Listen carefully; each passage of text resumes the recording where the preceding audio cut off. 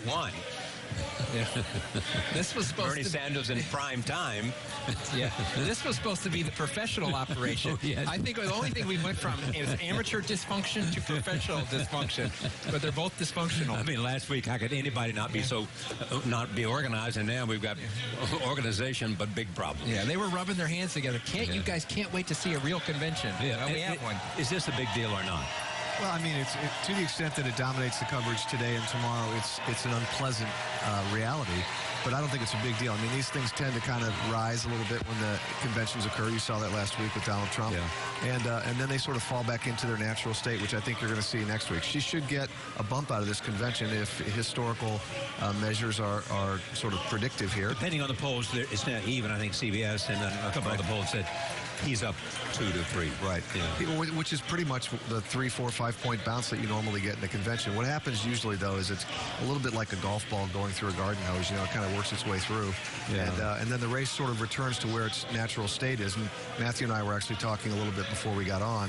And it seems like the natural state of this race is 3, 4 points in Hillary's advantage. That doesn't mean she couldn't lose it or Donald Trump couldn't win it, but that's kind of where it ought to be, 3, 4, 5 points. I think it's an amazing thing that we're going to have gone through 2 conventions and about $200 million is going to be spent. And all of this fanfare and all this, a little bit like the New York Yankees buying players. And then you're like, okay, what happened? And they still finished third. Yeah. That's what we're going to have. We're going to go right back to the same place it was.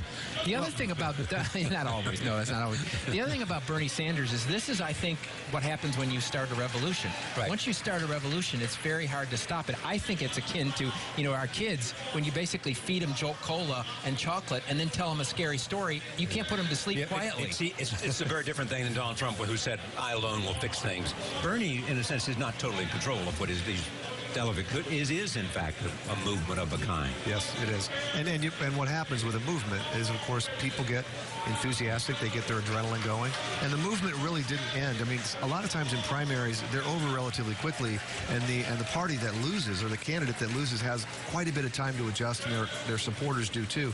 In this one, it was over about a month and a half ago. Bernie Sanders took his time to come around to the conclusion that he had lost and Hillary had won. And then, when he endorsed her, it wasn't like the full-throated endorsement that you normally hope for. I think and I believe we're going to get that and see that tonight. We saw it a little bit from him. Tonight, yeah, we saw that from him the last couple of days. But that doesn't speak for the supporters. It does not speak for the supporters. I saw some of them, marching in the streets today. But they will, Donald Trump is going to be the best antidote to that, because if they're going to vote, and I presume most of them will, almost all of them will, they're not going to vote for Donald Trump. And they're particularly not going to vote for Donald Trump after Bernie Sanders gives them 100 reasons not to.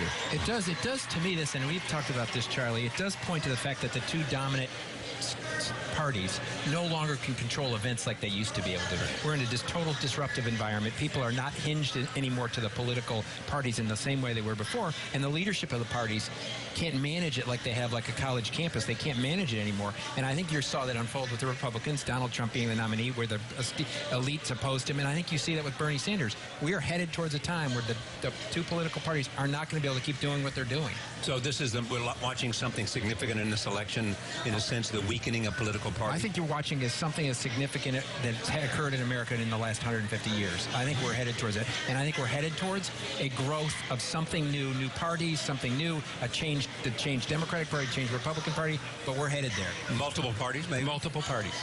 It's possible that there could be, if you think about the common strain of the Donald Trump-Bernie Sanders campaign, they're basically campaigns of aggrievement. And it's essentially an argument to middle-class voters. You're not getting what you deserve. You're working harder. You're making less. They have different villains.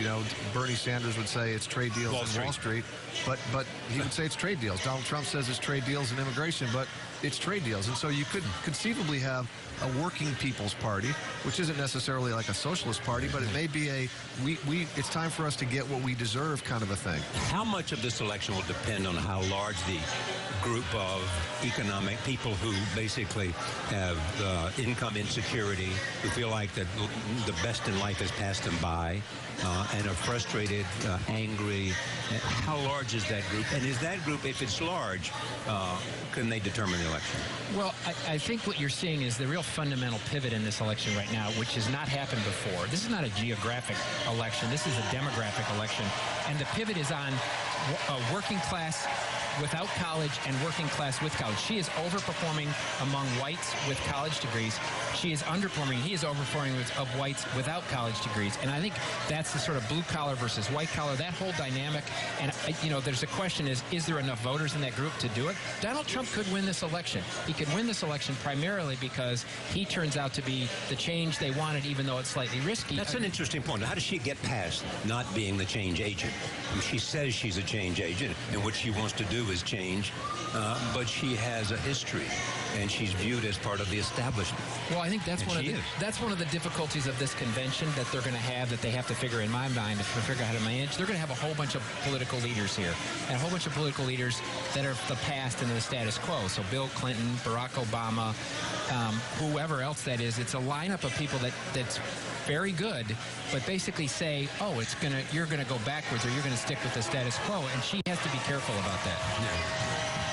How crucial is her speech on Thursday night to define who she is and that she's a good person, and she knows that she's not popular and not trusted? How does she make the case? Well, I think the way you make the case, there are a lot of people out there who, have reservations about Secretary Clinton for a lot of different reasons, one of which is, of course, she's been around for a very long time, and she is, as Matthew suggests, the establishment.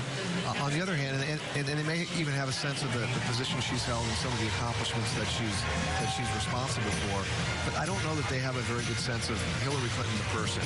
And one of the things that, that you see in political campaigns all the time, it's why candidates often start their campaign with a bio, is to establish a sense of shared values and a shared understanding and a shared vision of the world. And I'm not sure people have that with her. Isn't that amazing? One of the most best-known people in the world.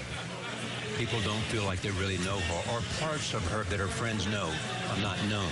Well, it's interesting to me is that you have two of the most popular people, best known, not popular, who voters don't quite really know what they are like in private, fundamentally. Donald Trump and Hillary Clinton, there's a sense of these mammoth public figures, but who are they really? It's sort of what Ivanka tried to speak to in her speech last week. I think there's a bit of that with Hillary in the course of this. I think one of the things about this election, I think that's the importance of this convention, is there's a group of voters that don't like either one of these folks, that don't trust either one of these folks, but they're looking for a signal of what should they do. Yeah. They want change, but they worry about Donald Trump, and they're looking for those little signals to do it.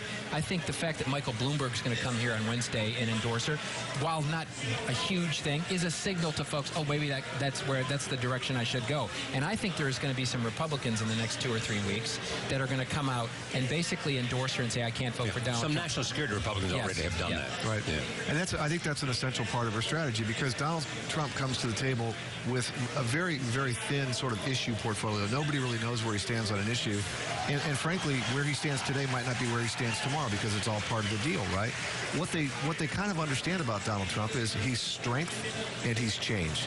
And what Hillary Clinton needs to do is she needs to make the strength risky, and she needs to make the change very risky.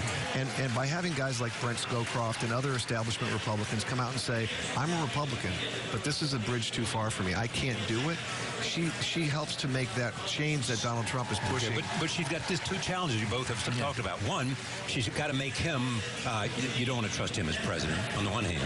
And on the other hand, she's trying to convince him, you should like me. Yeah. Because all those things they say, if you knew me, or if you look at my record, you might not believe them. But they constantly do things that reinforce that issue, like the email scandal, not the most recent, but the one that she endured with the FBI investigation. I think she continues to have a problem that every time something happens, the voters think she's playing hide the ball, right? And they automatically go in with this, like, can I really trust her? Can I really trust her? And then all of these explanations that happen, even in the last 24 or 48 hours, of things she says, it's like they don't feel like she's transparent on what's going on. They always feel like something's going on that they're unaware of. Two questions that are not the same, but are linked. One, Tim Kaine. He adds to the ticket. He makes a difference. It's been a great rollout.